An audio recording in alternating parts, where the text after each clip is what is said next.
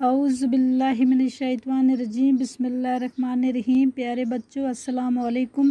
School boys middle school कंडी, class 8वीं, subject Urdu, topic ज़फ़रान। प्यारे बच्चों, हमने ज़फ़रान का जो सबक था वो ख़त्म किया। आज उसके सवालात करने जा रहे हैं। प्यारे बच्चों, सवाल नंबर 1 है, किस शायर ने अपनी किताबों में ज़फ़रान की जा बजा तारीफ़ की है?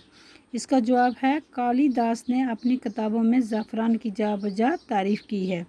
सवाल नंबर 2, किस फूल को बाहचों का फूल समझा जाता है? इसका जवाब है ज़फ़रान के फूल को बाहचों का फूल समझा जाता है। सवाल नंबर 3, वादी कश्मीर में ज़फ़रान की काश्त कहाँ कहाँ की जाती है? इसका जवाब है वादी कश्मीर में ज़फ़रान की काश्त पामपोर और कई दीगर जगहों पर की जाती है। सवाल नंबर 4, किस मुल्क में ज़फ़रान को शाही रंग समझा जाता है?